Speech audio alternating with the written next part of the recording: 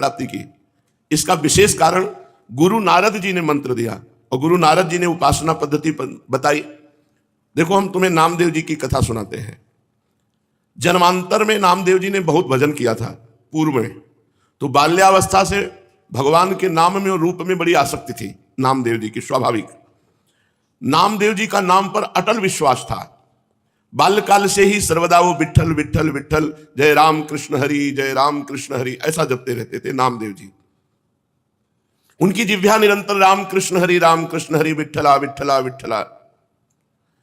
बाल्यावस्था में उनके सरल विश्वास और व्याकुलता पूर्वक आवाहन से ठाकुर जी मूर्ति में नहीं टिक पाए, साक्षात प्रकट हो गए। एक बार ये अपने नाना जी के पास रहते थे। इनका प्रादुर्भाव भी किसी पुरुष से नहीं हुआ, माता का गर्भ रहा और आप प्रकट हो गए। पूर्व जन्म के कोई बहुत बड़े भजनानंदी महापुरुष थे।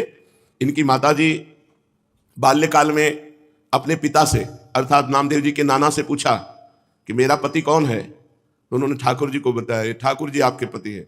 तो बाल्यावस्था से उन्होंने दृढ़ निश्चय करके वैसे ही व्यवहार जैसे एक नवकिशोर पुरुष से किया जाता है, वैसे ही ठाकुर जी पर दृष्टि रखना, और वो दृष्टि माधुर्य भाव से रखना, श्रृंगार भाव से, कांता भाव, प्रभु मेरे पति हैं।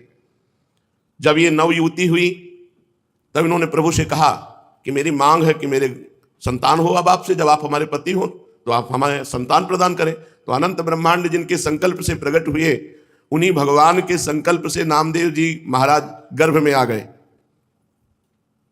अब जब गर्भ बढ़ने लगा तो आपस में लोगों की चर्चा हो गई, देखो सयानी लड़की का ब्याह न हो करने से यही दुर्गति होती है।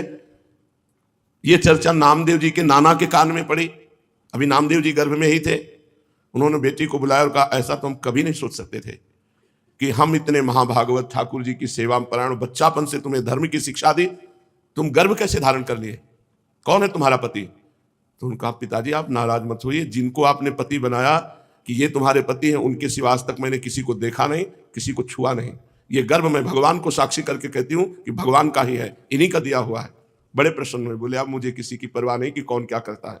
तब नामदेव जी प्रकट हुए, बचपन से ही विठ्ठला विठ्ठला विठ्ठला। अब नामदेव जी जैसे जैसे होश में आने लगे तो नाना जी को सेवा करते देखते ठाकुर जी की, श्याम सुंदर की। उनके भी मन में आता, छोटे बच्चे थे, नाना जी मैं भोग लगाऊं, नाना जी मैं ठाकुर जी को स्नान कराऊं। तो उन्होंने कहा, जब हम किसी कार्य से बाहर जाएंगे तब तुम्हें सेवा दे देंगे, अभी तुम बहुत छोटे हो। थोड़ी देर में फिर आते, नाना जी देखो मैं बड़ा हो गया। बोले एक दिन में थोड़ी बड़ा हो जाता है, अभी थोड़ा और समय लगे। दूसरे दिन फिर अब नाना जी बड़ा हो गया। बोले ठीक है, तुम सेवा के लायक बड़े हो गए हो, लेकिन जब हम जाएंगे कहीं